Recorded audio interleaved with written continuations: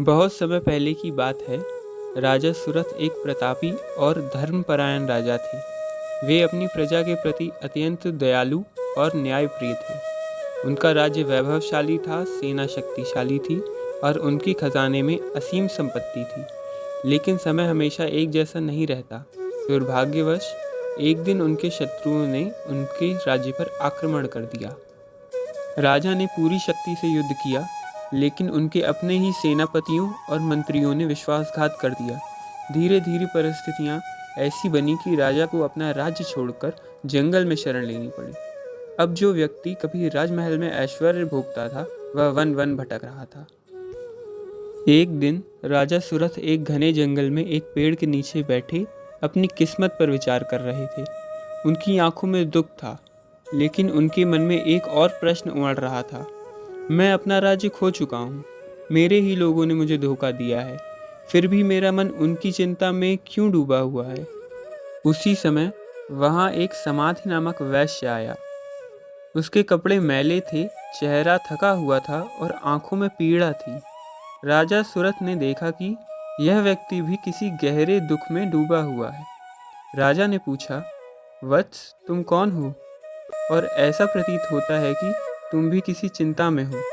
समाधि ने गहरी सांस ली और बोला, महाराज, मैं एक वैश्य हूँ। मैंने अपने परिवार के लिए जीवन भर परिश्रम किया, लेकिन जब मेरी संपत्ति खत्म हो गई तो मेरे अपने पुत्रों और पत्नी ने मुझे घर से निकाल दिया। अब मैं भटक रहा हूँ, लेकिन एक बात समझ नहीं आ रही, जिन्होंने मुझे त्याग दिया है, मैं उन्हीं के बारे में क्यों सोचता रहता हूँ? राजा ने सिर हिलाकर सहमति जताई और बोला, यही प्रश्न तो मेरे मन में भी है। जिन लोगों ने मुझसे विश्वासघात किया, मैं फिर भी उनके लिए क्यों चिंतित हूँ?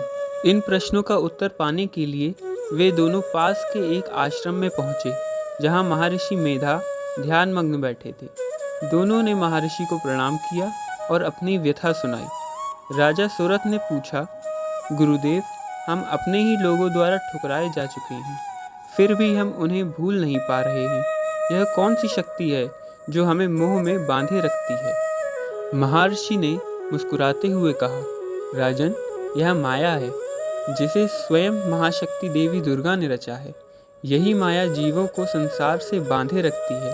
माता पिता अपने बच्चों से, राजा अपने राज्य से अथवा व्यापारी अपने व्यापार से, हर कोई किसी न किसी चीज़ से बंधा हुआ है। और जब तक इस माया का पर्दा पड़ा रहता है, तब तक व्यक्ति सत्य को नहीं देख सकता। समाधि ने जिज्ञासा से पूछा, तो क्या इससे मुक्त होने का कोई उपाय नहीं है? महर्षि ने गंभीर स्वर से उत्तर दिया, उपाय है। जो देवी महाकाली, महालक्ष्मी और महासरस्वती की भक्ति करता है, वही इस माया के प्रभाव से बाहर निकल सकता है। उनकी कृपा से ही व्यक्ति अपने मोह को त्याग सकता है। राजा सुरथ और समाधि वैश्य ने महर्षि की बातें सुनी और निश्चित किया कि वे माँ दुर्गा की घोर तपस्या करेंगे। वे एक गहरे वन में चले गए और वहीं माँ दुर्गा के मंत्रों का जाप करने लगे। उन्होंने कई वर्षों तक कठिन तपस्या की, घोर उपवास किया और केवल माता के ध्यान में लीन रहे। उनकी भक्ति और तपस्या से प्रसन्न होकर माँ दुर्गा प्रकट हुई। चारों ओर दिव्य प्रकाश फैल गया, वातावरण सुगंधित हो गया और माँ का तेजस्वी रूप गूंज उठा। माँ ने मीठे स्वर से कहा, वत्स, मैं तुम्हारी भक्ति से प्रसन्न हूँ, बताओ क्या इच्छा है?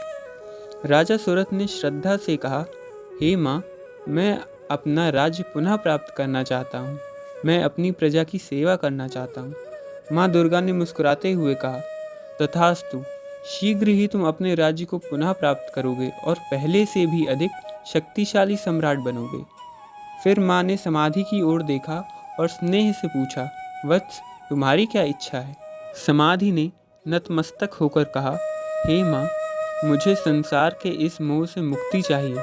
मैं आत्मज्ञान चाहता हूँ, जिससे मैं सच्ची शांति पा सकूँ। माँ दुर्गा ने आशीर्वाद देते हुए कहा, तथास्तु, तुम्हें शीघ्र ही आत्मज्ञान और मोक्ष की प्राप्ति होगी। इतना कहकर माँ दुर्गा अंतर्ध्यान हो गई। कुछ समय बाद राजा सुरथ ने अपना राज्य पुनः प्राप्त कर लिया और एक चक्रवर्ती सम्राट बने। वे पहले से भी अधिक न्यायप्रिय और शक्तिशाली राजा साबित हुए।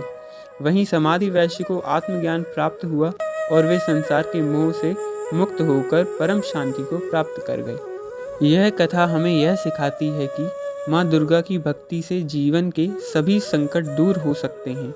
देवी अपने भक्तों को उनकी इच्छाओं के अनुसार फल प्रदान करती है, चाहे वह संसारिक सुख हो या आध्यात्मिक मोक्ष। जो सच्चे हृदय से माँ दुर्गा की उपासना करता है, उसे उसका उचित फल अवश्य मिलता है।